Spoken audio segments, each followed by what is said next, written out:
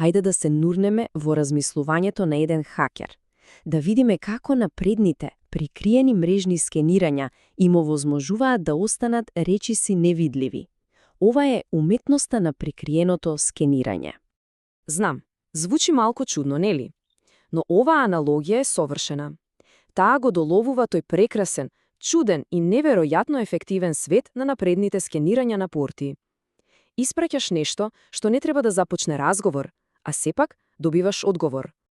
Значи, зошто воопшто да се замараме со комплицирани скенирања? Па проблемот е што стандардното скенирање е бучно. Тоа е како да влезете во библиотека и да почнете да викате. Сите ќе ве слушнат, особено заштитните зидови и системите за откривање на упади. Тие веднаш ќе ве забележат. Добро. Ајде да се нурнеме во нашиот прв сет на техники. Овие се дизајнирани да бидат тивки, да испраќаат пакети што, теоретски, не би требало воопшто да започнат разговор. Зборуваме за нул, фин и икс-мас сканирањата. А тајната на овие скенирања лежи токму тука, во овие ситни, еднобитни знаменца во TCP заглавието.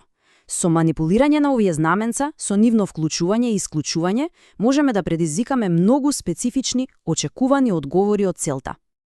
И сега, она што е навистина интересно е што овие скенирања ја превртуваат вообичаената логика наопаку. Вообичаено, одговорот е добар знак, но тука недостатокот на одговор сугерира дека портот е отворен. А ако добиеме специфичен RST пакет, тоа значи дека портот е всушност затворен. Целосно контраинтуитивно, нели? Да го земеме нул скенирањето, например. Тоа испраќа пакет без никакви вклучени знаменца. Значи, отворен порт едноставно ќе го игнорира, не знае што да прави со него.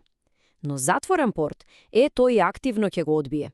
Ќе испрати јасен сигнал «не благодарам». Фин скенирањето работи на апсолутно истиот принцип. Единствената разлика е што наместо пакет без знаменца, испраќа пакет со вклучено само фин знаменцето. Резултатот ист. Тишина од отворените порти, активно одбивање од затворените. И потоа тука е икс-мас скенирањето. Името го добило затоа што ги пали знаменцата како новогодишна елка. Ги испраќа фин, PSH и URR знаменцата заедно и повторно го очекува истиот резултат.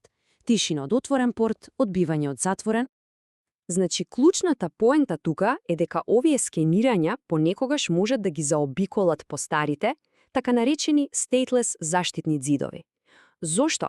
Затоа што тие зидови бараат само еден знак за нова конекција, почетниот SYN пакет.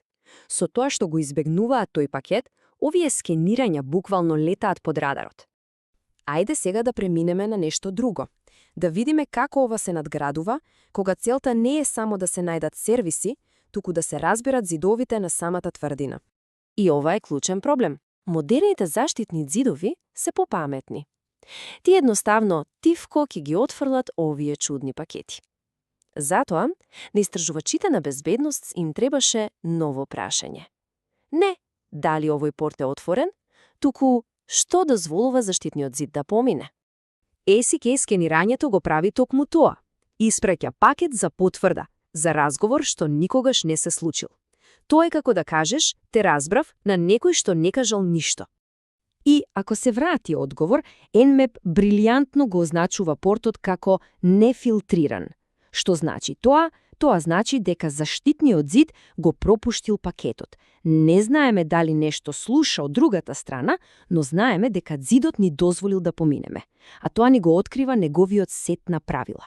Бобра, сега преминуваме од тивко движење кон активно мамање на целта и нејзините одбрани.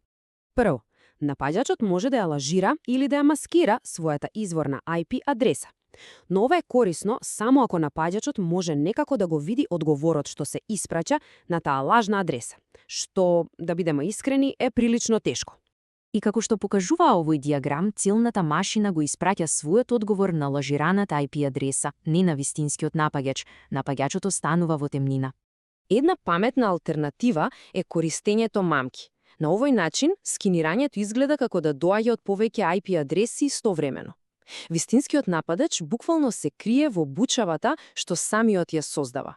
Друга техника за избегнување е фрагментацијата.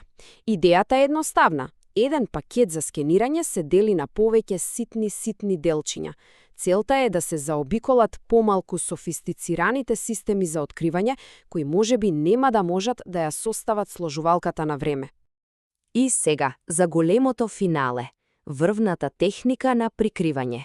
Навистина паметен метод што користи недолжна трета машина за да ја скенира целта. Зборуваме за idle или зомби скенирањето. Оваа техника е како танц во 3 чекори помеѓу нападачот, недолжниот, неактивен компјутер на мрежата што го нарекуваме зомби и секако самата цел. Прво, напаѓачот го проверува IP ID-то на зомбито. Тоа е број што оперативните системи го зголемуваат со секој пакет што ќе го испратат. Замислите го како бројач. Следно, напаѓачот испраќа лажиран пакет до целта. Ако портот е отворен, одговорот на целта го принудува зомбито да испрати сопствен пакет со што ќе го потроши следниот IP ID број. Ако портот е затворен, зомбито не прави ништо. И на крај, напаѓачот повторно го проверува зомбито. Ако IP ID-то се зголемило за 2, тоа значи дека портот бил отворен. Ако се зголемило само за 1, портот бил затворен. Гениално! Напаѓачот добива одговор без воопшто да испрати ниту еден пакет директно до целта. И еве еден брз преглед на командите за овие мочни техники за скенирање за кои изборувавме. Од нули фин скенирањата па се до користењето мамки и idle скенирањето. Ова се алапки кои ја покажуваат софистицираноста на модерното мрежно истражување.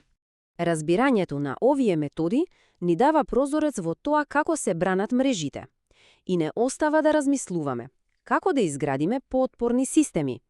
Познавањето на овие техники не е само за напад, туку е клучен прв чекор кон градење на вистинска цврста одбрана.